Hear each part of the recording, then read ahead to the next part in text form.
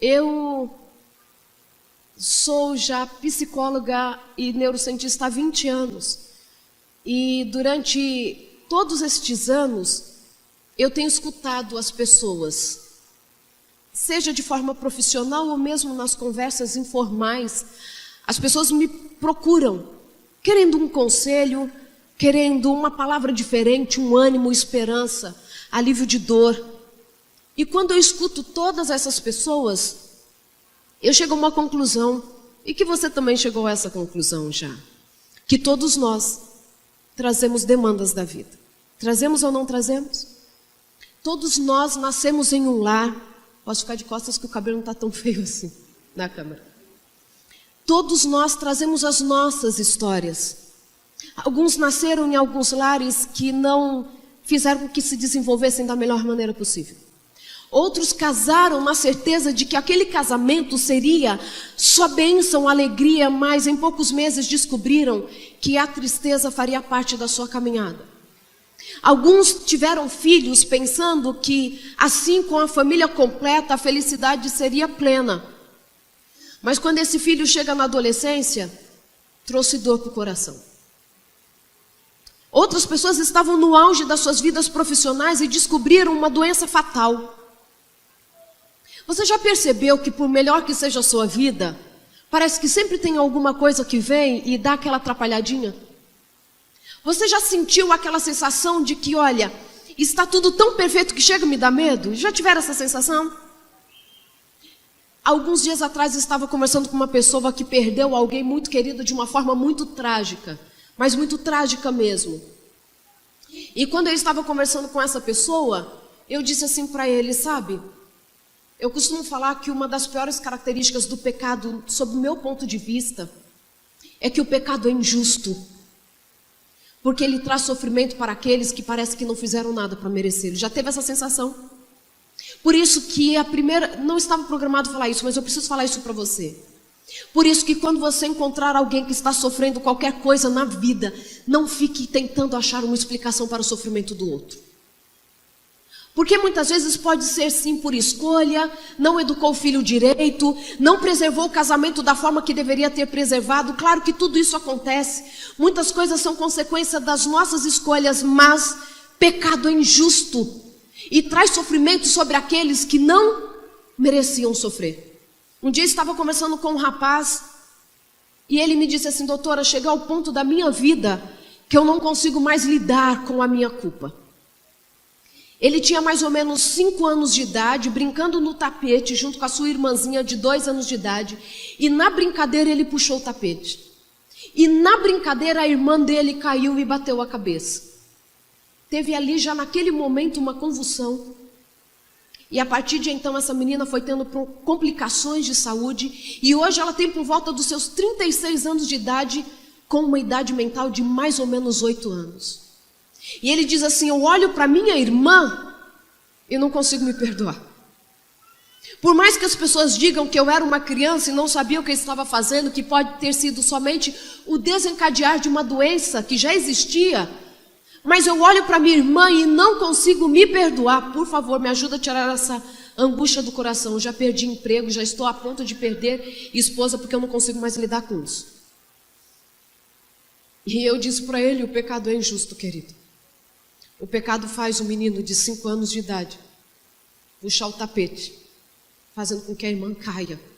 E essa irmã tem uma consequência para a vida inteira. Deixa eu te falar uma coisa. O pecado é injusto. Mas antes disso, deixa eu te falar outra coisa. Se do seu lado tem um lugarzinho ainda, dá uma apertada que tem gente em pé. Que a minha irmã chegou, eu estou vendo ela em pé lá atrás. Você acha que é justo a minha irmã em pé? Não é. E a irmã mais velha? Dê uma apertadinha, ó, dá uma apertadinha, cabe gente, aqui tem um lugar. Por favor, me permitam fazer isso para que mais pessoas sentem. Juntem, se do seu lugar tem um lugar, ó, levanta a mão porque alguém rapidinho vai vir sentar do seu lado. Ó, você vai conhecer um irmão novo que nunca sentou do seu lado. Se até hoje só sua bolsa sentou do seu lado, Hoje um irmão vai sentar do seu lado. Olha que coisa linda, olha o movimento. Venham, a gente tem tempo para isso, ó. Tem mãos erguidas aqui na frente. Podem vir, pode sentar primeiro os idosos, crianças, mulheres com crianças de colo, grávidas, cansados, oprimidos. Tem lugar para todo mundo, ó. Ó, tem lugar aqui, olha só, a gente está diminuindo as pessoas em pé. Ainda tem lugar aqui, tem lugar até para cunhado sentar. José, tem lugar aqui na frente. A lei desde 2017 diz que cunhado não é parente, tá? Ainda existe lugar? Ainda existe, todos estão, desse lado ainda tem lugar, ó. Aqui ainda tem lugar. O rapaz está ficando cansado com a mão erguida. Por favor, venha e já sente aqui. Né? Aqui tem lugar, aqui tem lugar. Por favor, venham rapidamente. Ok, então você que ainda tem um lugar, descansa um pouco o braço, levanta de novo. O cunhado vai sentar. Obrigada pela generosidade. Queridos, a vida já traz para a gente muito sofrimento. A gente perde quem a gente ama, perde ou não perde? A gente recebe diagnóstico ruim, recebe ou não recebe? A gente fica longe de quem a gente ama, fica ou não fica? Planejamos financeiramente, quando nós vemos alguma coisa acontece no meio do caminho e a gente não consegue saldar as nossas contas, perde emprego, não conclui faculdade. A vida já é feita de muita tristeza e muita dor. Não quero um sermão pessimista não, mas isso é realidade. A gente tem sofrimento. Eu tenho o meu sofrimento na altura dos meus anos, mas a minha filhinha de 4 anos também tem o sofrimento dela, porque ela cada dia quer uma LOL nova. E eu falo para ela, por mais que nos Estados Unidos as LOLs sejam baratinhas, não significa você ter uma por dia. Mas é um sofrimento para ela não ganhar uma LOL. Queria saber a graça. Mas eu já achei graça em ioiô e pular corda, né? Já achei graça em pular elástico, então eu tenho que entender isso. Mas eu quero te fazer um convite nessa manhã. Vamos deixar para trás aquele sofrimento que não precisa mais dominar a nossa vida. Porque a gente já tem muita coisa para enfrentar. A vida já traz muitas agruras. E se nós formos colecionando sofrimento, vai chegar um ponto que a gente não aguenta mais. E sabe aquele momento que parece que uma gota d'água faz o copo transbordar? O copo só transborda porque a gente está carregando muitas dores que nós não precisamos mais carregar.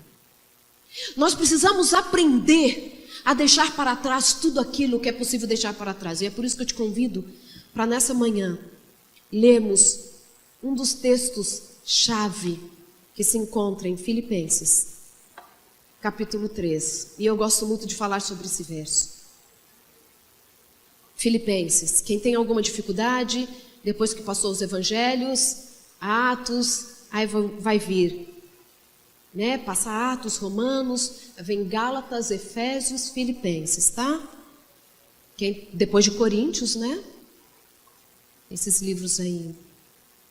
Vamos lá para Filipenses, capítulo 3, versículos 13 e 14.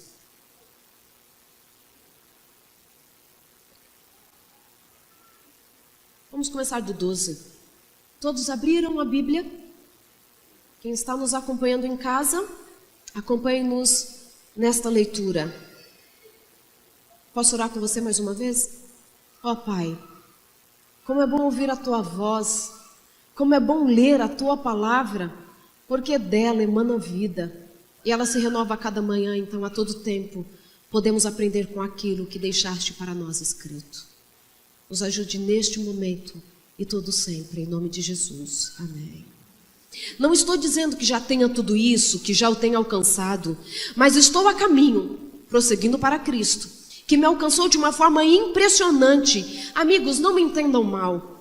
Não me considero um especialista no assunto, mas, olhando para o alvo, para onde Deus nos chama, para Jesus, estou correndo e não volto atrás. Em outras versões diz assim: Não que eu tenha alcançado, mas uma coisa tenho feito, prosseguindo para o alvo da soberana vocação de Deus em Cristo Jesus, deixo tudo para trás. O que você nesta manhã precisa deixar para trás? Sabe, eu coloquei esses dias no meu Instagram uma frase que diz assim: não permita que o passado ocupe muito tempo do seu presente. Não permita que o passado ocupe muito tempo do seu presente. Tem pessoas que estão lá presas em relacionamentos que já terminaram faz tempo. Tem pessoas que estão presas numa circunstância que era ruim. Tudo mudou, hoje é melhor, mas está lá, preso no entulho. O que você nesta manhã precisa deixar para trás? Não quero que seja um sermão teórico para você. Não somente um desfile pela Bíblia, contemplando personagens que ao olharem para a própria vida, perceberam que tinha chegado o momento de deixar alguma coisa para trás para prosseguir para o alvo da soberana vocação de Deus em Cristo Jesus. Eu quero que você olhe para a sua vida e perceba o que você precisa deixar para trás. Porque quando a gente olha para estes personagens incríveis, nós encontramos na história destes homens e destas mulheres um momento da vida que eles deixaram alguma coisa para trás. E quando eles deixaram alguma coisa para trás, a vida se transformou em algo extraordinário. Eu gosto da menina cativa. É o personagem bíblico feminino predileto da minha filha Angelina. E ela estava muito incomodada esses dias porque a cativa não tem nome na Bíblia. E ela falou assim: mamãe, eu não posso pensar em alguém que não tenha um nome. Acabou de fazer 4 anos. Mulher. Ela falou assim: mãe, eu preciso dar um nome para a menina cativa.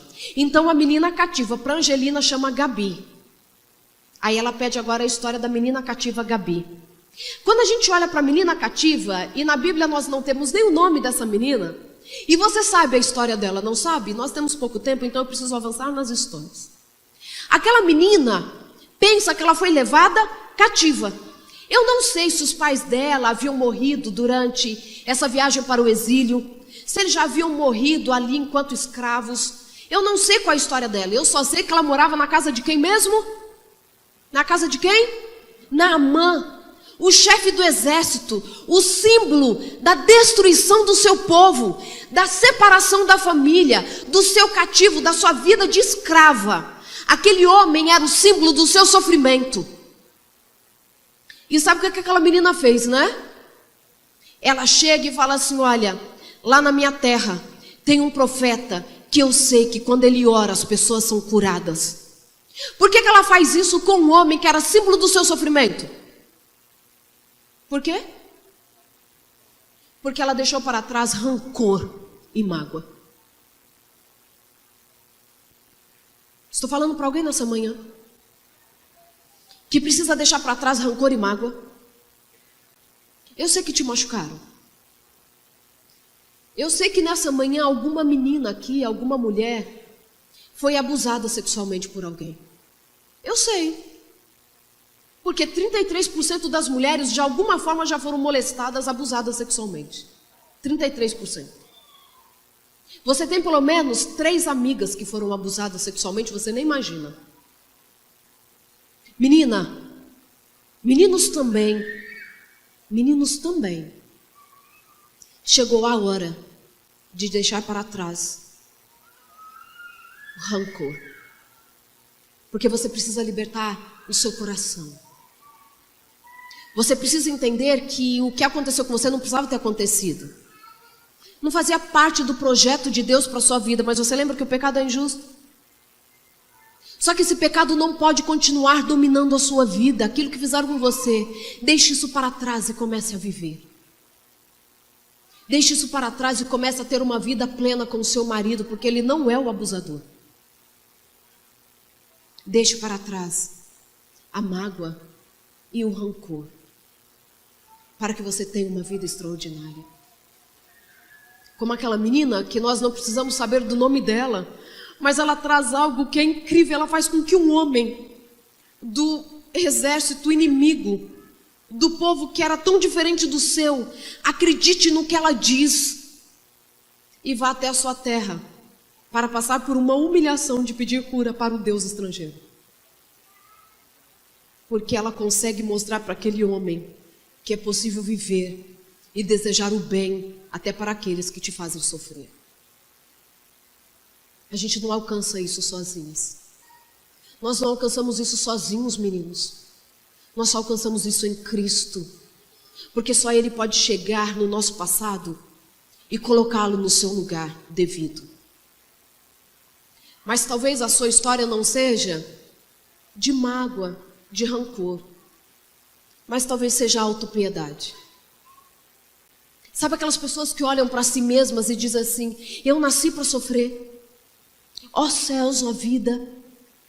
E claro, de muitos eu não tiro a razão do sofrimento, porque algumas pessoas carregam dores e provas muito mais intensas do que a maioria de nós. Algumas pessoas são marcadas pelo sofrimento. Mas você pode aprender com Ana. Ana, a mulher que era humilhada, porque o seu marido Eucana casa com Penina. E Penina significa fértil. E Ellen White diz no livro Patriarcas e Profetas que não existiu na face da terra uma mulher, um ser humano pior do que Penina. Ela era a própria personificação de Satanás. Aquela mulher morava dentro da casa de Ana e deu para o seu marido os filhos que ela não podia ter. E aquela mulher a irritava dia e noite, a ponto que Ana chorava. Mas quando ela é confrontada com perguntas feitas pelo seu próprio marido e pelo líder espiritual da época, porque o seu marido fala assim: por que choras? Não sou eu para você melhor do que 10 filhos? O que ela faz? Ela levanta e vai para o templo orar, porque ela sabia que algumas dores humanas não serão resolvidas por conselhos humanos, que somente Deus podia dar para ela a solução. Ela vai para o templo e quando chega lá, o líder espiritual o que fala para ela? Por que às 9 horas da manhã você já está se comportando como uma mulher à toa? Algumas versões ainda chamam de vadia. E o que ela responde? Não, Senhor meu, eu só sou uma mulher atribulada de coração, estou aqui me derramando diante de Deus. E ela recebe a bênção maior do que a maioria de nós irá receber na vida. Ela tem um único filho, o líder espiritual máximo da nação. Tanto espiritual, líder de exército e profeta. É por meio do filho dela que a lâmpada, o símbolo da presença de Deus, não apaga no meio do povo de Israel. Deixe para trás a autopiedade e comece a enxergar o que Deus tem planejado para a sua vida. Levante do seu choro e comece a agradecer. Sabe por quê? Esperança tem a ver com o futuro. Eu espero que Jesus vai voltar. Eu espero que as coisas vão melhorar. Mas fé tem a ver com hoje. Porque é hoje que a gente levanta do choro. É hoje que mesmo nós não enxergando as soluções para os nossos problemas, nós erguemos a cabeça e andamos firmemente, porque sabemos que Cristo já providenciou. Fé tem a ver com hoje, o que você está fazendo hoje com a sua dor. Levante e comece a agradecer como Ana fez. Deixe para trás a autopiedade e comece a olhar para a cruz, aonde aquele que oferece a vida ressuscita para dar a mim e a você a oportunidade de ter uma vida, como ele mesmo diz lá em João capítulo 10, versículo 10, eu vim para que tenham vida e a tenham em abundância, porque o versículo 9 diz que quem é mesmo que vem para matar, roubar, é o ladrão, é Satanás que vem para tirar da nossa vida a tranquilidade. Nós não pertencemos a ele. Nós não pertencemos àquele que vem roubar de nós tudo aquilo que Deus veio para nos prometer. Queridos, eu nunca vi o bem perder para o mal. Você já viu? Então pare de achar que o mal vai te dominar. Pare de achar que o mal vai continuar propagando na sua casa. Porque é Deus quem promete que Ele veio para que nós tivéssemos vida e a tivéssemos em abundância. Sabe? João, o discípulo amado, o que ele precisou deixar para trás, queridos? Os defeitos de caráter. Ai, como isso é difícil. Algumas pessoas dizem assim: olha, nasci assim e assim eu vou morrer. Porque nos outros é defeito, na gente é sempre virtude. O que eu quero eu falo na cara. Deixa eu te falar uma coisa: quem fala as coisas na cara, quem não consegue controlar o que vai falar, posso falar isso? É sem educação e imaturo. Porque quem é maduro e submisso ao Espírito sabe controlar os seus impulsos. Sabe, Jesus precisa mudar o nosso caráter. Como a gente consegue ver aquele discípulo que era o filho do trovão, disputando que lado que ele sentaria de Jesus quando viesse o reino. E nós encontramos esse discípulo depois lá na ilha de Pátimos, depois de ter sido jogado no caldeirão de azeite quente para morrer. E nós encontramos esse discípulo agora, um homem calmo, falando de Jesus. Sabe por quê? Porque ele permite que Jesus entre e mude o seu caráter. Desculpa, não é o seu sangue italiano que te faz ser esquentadinho. Você nem sabe qual foi o seu parente que veio da Itália. E eu posso te provar geneticamente que você tem pouquinho já dele. O que falta muitas vezes na minha vida e na sua é submissão ao Espírito. Porque quando nós nos submetemos ao Espírito, as nossas palavras terão consequências positivas na vida dos outros. Não são as nossas palavras que vão fazer com que alguém nunca mais volte à igreja. Não são as minhas palavras que vão me colocar numa posição superior ao outro e achar que ainda tenho a possibilidade de dar a outro conselho para seguir o meu exemplo, porque eu já estou espiritualmente muito mais evoluído que você. O que no seu caráter precisa mudar? Se você não souber me responder, eu posso perguntar para o seu filho. Eu posso perguntar para a sua esposa. Não estou colocando sobre você uma culpa, mas às vezes a gente nem enxerga mais o que precisa mudar. Tenha a humildade de escutar aquilo que você precisa mudar e peça ao Espírito a força e a possibilidade de mudança. O que você precisa deixar para trás? Quando eu olho para aqueles leprosos que procuravam Jesus, você já percebeu que todas as vezes que as pessoas procuravam Jesus para receberem alguma cura, alguma coisa, alguns Jesus fazia esperar um pouco, não era? Lembra da filha de Jairo? A menina ainda morre. A mulher com hemorragia de sangue há 12 anos estava naquela condição, toca em Jesus e é curada. Lázaro chega a morrer e Jesus não aparece antes que aquilo acontecesse. Mas você já viu em todo o relato bíblico Jesus deixar um leproso esperar para ser curado? Todas as vezes que os leprosos apareciam até Jesus para receber uma cura, eles eram imediatamente curados. E sabem por quê? Porque a lepra é o símbolo do pecado. E vocês sabem que uma pessoa, quando estava com lepra, as pessoas queriam saber o que ela tinha cometido de tão errado para que ela fosse acometida de doença tão grave. Quando Jesus cura os leprosos, Ele está querendo dizer para mim e a você que todas as vezes que nós chegarmos a Ele com qualquer defeito de caráter ou qualquer pecado que precisa ser abandonado, que precisamos ser curados, purificados, Ele jamais nos despedirá vazios. Aquilo que você precisa mudar, moralmente falando, espiritualmente falando, vá até Jesus, porque Ele não te despedirá vazio. Mas você precisa abandonar a sua vida de pecado. O que você precisa deixar para trás? O que você precisa deixar para trás?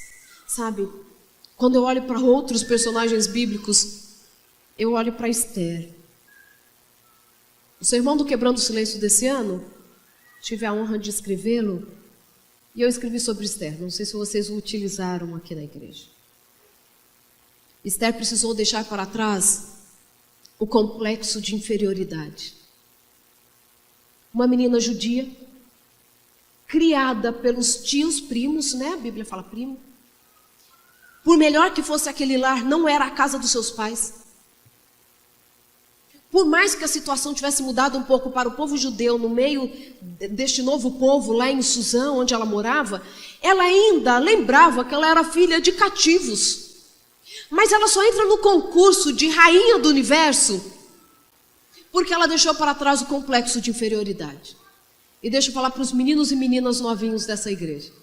Para de achar que porque você nasceu nesse lar ou naquele, porque a sua condição financeira é essa ou aquela, Deus não tem grandes planos para a sua vida. Você precisa deixar para trás o complexo de inferioridade, porque no reino de Deus somos todos iguais.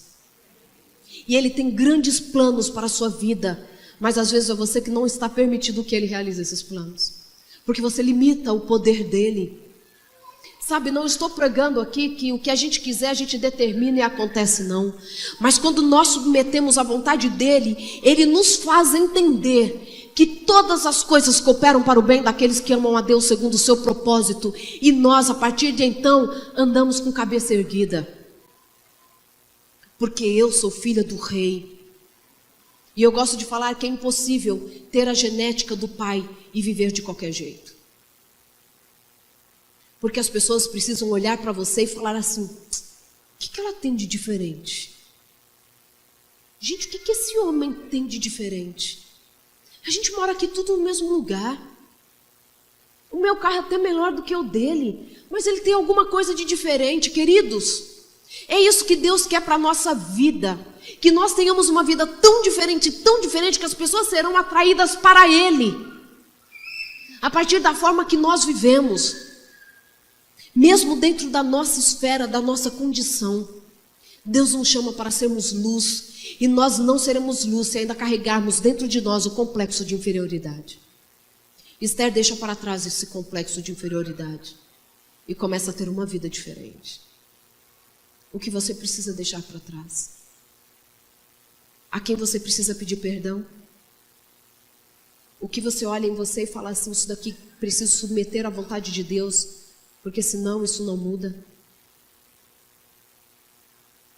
Lembra da mulher samaritana que Jesus encontra lá no poço? Que história linda. Aquela mulher que já tinha tido quantos maridos mesmo? 5, né? E era dela o último marido? Não era dela. Mas aquela mulher, quando encontra com Jesus, ela deixa para trás a sua história de fracasso. E eu gosto de Jesus demais, porque Ele faz com que nós deixemos para trás as nossas histórias de fracasso. Não deu certo. Aquilo que você planejou não deu certo, mas encontre com Jesus. E deixe para trás a sua história de fracasso, porque todos aqueles que chegam a Jesus e estão dispostos a se desprenderem de tudo aquilo que fizeram e sabem que não fizeram o que é correto, vão ouvir de Jesus um eis-me aqui. Para toda sincera súplica, existe um Deus dizendo: eis-me aqui, para mudar histórias. Não importa a sua idade, não importa o que você já fez, não importa a que ponto do caminho você está, Jesus vai te encontrar, mesmo ao meio-dia da sua vida, sozinho, desesperançado, olhando para a própria história e vendo que nada está dando certo. Deus sempre vai te socorrer. Queridos, Jesus nos liberta, Jesus deixa para trás a nossa história de fracasso, Ele limpa, Ele purifica, Ele muda caráter, mas parece que nós continuamos carregando a culpa do pecado. E precisamos aprender com Maria Madalena a deixar para trás a culpa do pecado. Ele já te perdoou, entenda isso. Escuta o mestre te dizendo: vais e não peques mais, mas os teus pecados estão perdoados. Para de carregar um fardo que não é seu. Recentemente encontrei com uma mulher e ela, querendo falar um pouco do próprio casamento, e ela disse assim: doutora, o que acontece hoje no meu casamento, eu não tenho dúvidas que tem a ver com a escolha que eu fiz. E eu falei assim, que escolha você fez? E ela me explicar, foi uma escolha que ela havia feito há mais de 40 anos atrás. Será que 40 anos não foram suficientes para perceber que Deus perdoa? Que Deus muda? Que a gente aprende e não comete de novo? Deixe para trás a culpa do pecado e comece a viver. Comece a ter condições de juntar um perfume para derramar aos pés do Mestre. Pare de concentrar no que deu errado e olhe para a grande bênção que é ter Jesus perto de você. De tê-lo como seu melhor amigo. De tê-lo te perdoando. De tê-lo renovando as suas forças. Pare de olhar para o seu pecado. Deixe a culpa do pecado para trás. E comece a viver. Porque é isso que Ele tem para você. Eu estou ansiosa para chegar no último personagem. E quando eu penso nele, eu fico muito feliz. Mas tem uma antes que eu preciso falar com você. Eu gosto da mulher Ciro-fenícia. Sabe aquela mulher que vai atrás de Jesus? Depois que Jesus atravessa para o lado dos Círios-fenícios. E quando ele chega do outro lado, ele encontra aquela mulher que não era do povo. E ela fala assim, Senhor, por favor, cura a minha filha. E Jesus fala assim, não é lícito pegar o pão dos filhos e jogar aos cachorrinhos. E o que aquela mulher responde? Ó Senhor, até os cachorrinhos comem das migalhas que caem da mesa dos seus filhos. E eu gosto do comentário que Ellen White faz no Desejado de Todas as Nações sobre essa história. Ela fala que Jesus estava chegando ao final de um dia tão cansativo. E ele estava com a alma atribulada pela perseguição que ele estava sofrendo no meio do seu povo. Os líderes estavam contra Jesus. O povo, alguns acreditavam e outros não. E quando ele chega daquele outro lado da margem e encontra uma mulher com tamanha fé, Ellen White fala que aquilo foi um refrigério para a alma de Jesus. Encontrar tamanha fé. Depois que eu li esse comentário, eu disse para Jesus, ó Senhor, eu quero que ao final do dia, ao olhares para mim, que eu seja refrigério para a sua alma. Você tem sido refrigério para a alma de Jesus. Aquela mulher, para ter aquele encontro com Jesus, ela precisou deixar para trás o seu próprio preconceito. Porque ela tinha que encontrar com aquele povo, um líder daquele povo que a rejeitava, entendem isso? E quando ela chega até aquele líder, o próprio líder, para quem ela fora pedir uma cura, Jesus, ele chega e fala assim, não, eu não vou tirar dos filhos para dar para os cachorrinhos. Na verdade, Jesus estava querendo ensinar uma lição para os próprios judeus. E aquela mulher dá aquela resposta extraordinária. Você pode surpreender positivamente a Cristo. Você pode ser o refrigério da alma do próprio Cristo. Quando Ele olhar para esse mundo cheio de sofrimento, de pessoas que não respeitam mais, que acham que podem fazer de tudo, que no final a salvação está garantida. Um mundo que está envolvido no pecado e achando que fazer o errado está certo, que Ele olhe para mim e para você e sejamos o sorriso para a alma de Cristo. Nós estamos vivendo em momentos muito difíceis da história. Estamos ou não estamos? Queremos que os nossos filhos andem pelo caminho certo, mas parece que eles estão rodeados do que é errado. É assim ou não é? Você ensina o certo, mas tem 10 para ensinar o errado. É assim ou não é? Vai chegar nesse momento com a princesa. A gente ensina o certo, mas ela fala, mas a minha amiguinha faz diferente. Por que eu não posso? Por que eu não posso ir em tal lugar? Por que eu não posso fazer tal coisa? Eu achei que eu estivesse falando tanto que eles tinham cortado meu microfone. Estou acabando. Nós estamos envoltos pelo mal, sim. Um dia desses uma mãe me disse assim, doutor, o que a gente vai fazer com as nossas filhas tão pequenas? E o mundo está indo de mal a pior, está indo mesmo. Porque a gente sabe que quando estivesse próximo da volta de Jesus, as coisas piorariam muito. A imoralidade aumentaria muito. E eu disse para aquela mulher, eu disse assim, a minha filha vai fazer parte da última geração. Eu acredito nisso. Só que a minha filha, ela fará parte das crianças que profetizarão. Porque os velhos terão sonho e as crianças profetizarão. Os nossos filhos podem estar do lado certo.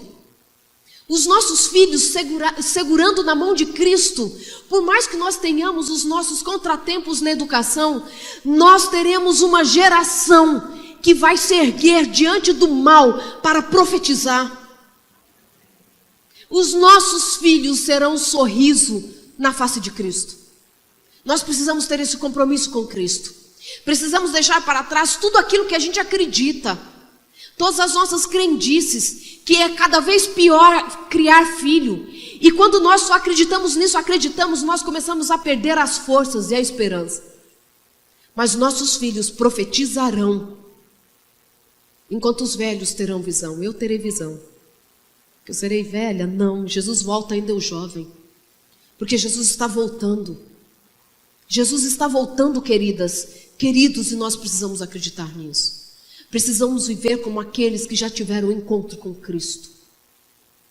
Eu sei que nós temos muitas dificuldades, mas nós precisamos viver como aqueles que tiveram um encontro com Cristo. Eu quero terminar com esse personagem, nesses 2 minutos que nos restam.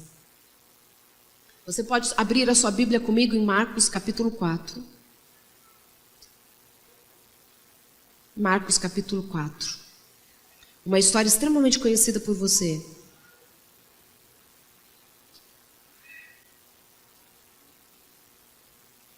Já no finalzinho, versículo 35. Marcos, capítulo 4, a partir do versículo 35.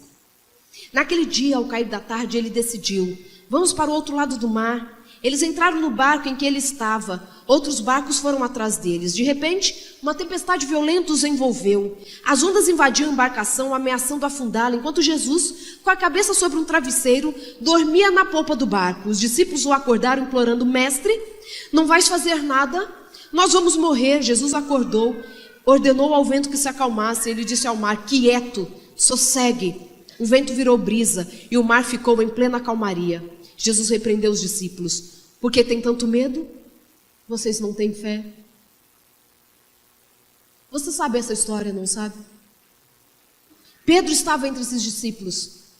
E eu tenho a impressão que Pedro era um dos que mais gritava. Porque Pedro sempre foi muito intenso para tudo, né? Senhor, o Senhor consegue dormir enquanto que a gente está aqui morrendo? O Senhor não consegue. O Senhor não tem medo. E não percebe que a gente está com tanto medo. Jesus fala assim: por que vocês estão com tanto medo? E ele vai lá e acalma a tempestade. Você talvez esteja vivendo um momento na sua vida com muito medo.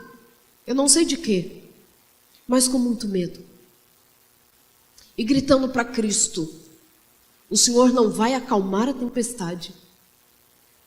Será que o Senhor não vai fazer nada enquanto a gente morre? Porque parece que o Senhor escuta a oração dos outros e eu estou nesta situação. Pessoas que às vezes não merecem estão vivendo uma vida tão plena e eu estou assim. Jesus acalma a tempestade, mas a tempestade que eu vejo Jesus acalmar não é essa que os versos continuam aqui, Jesus acalmando, mas a que encontramos em Atos capítulo 12. Vamos rapidamente para Atos capítulo 12. E eu vou ler só a partir do versículo principal, porque nesse ponto Pedro está preso. Herodes já havia matado a Tiago, que era irmão de João, e como ele viu que com isso ele conseguia popularidade, ele manda prender Pedro na festa do Pentecoste. Lembram disso? E então ele estava programado, aqui a Bíblia fala mesmo que quando passasse a festa, ele estava planejando que o povo lixasse Pedro. Está aqui, nos primeiros versículos, do 1 ao 4. E aí, o dia em que Herodes estava programando matar Pedro estava chegando. Pedro está preso. 16 soldados cuidando dele. Vamos lá para o versículo 6. O dia em que Herodes havia marcado para a morte de Pedro estava chegando. Olha, naquela noite, provavelmente Pedro morreria na manhã seguinte, ok? Naquela noite, guardado por 2 soldados, um de cada lado, Pedro dormia profundamente. Algumas versões falam que ele dormia como um bebê. Pedro dormia profundamente. Existiam 16 soldados cuidando dele. Ele, algemado junto com 2 soldados, preso a 2 soldados. E ele dormia profundamente. Se nós lêssemos a sequência do verso, dos versos, diz assim: e o anjo chegou, iluminou toda a cela, tudo tremeu, as algemas caem do braço de Pedro, e o anjo teve que sacudir Pedro para ele acordar. Vocês têm noção do que é essa paz? Era essa tempestade que Jesus queria acalmar no coração de Pedro. Jesus não quer pagar as suas dívidas. Ele não vai acalmar a sua tempestade resolvendo o seu conflito conjugal. Isso ele pode fazer assim, ó. Sabe o que ele quer fazer? Acalmar a tempestade aqui dentro da gente. Porque quando ele acalma aqui dentro, não tem nada fora que nos abala. Sabe, queridos, Jesus está ouvindo o seu clamor. Ele não te abandonou no meio da tempestade. Mas Ele quer que você entenda que, independente das circunstâncias externas, é possível ter a paz que excede todo entendimento. Eu não posso te dar e o mundo não pode te dar. Ele pode te dar. E você só encontra essa paz nele, caminhando com Ele.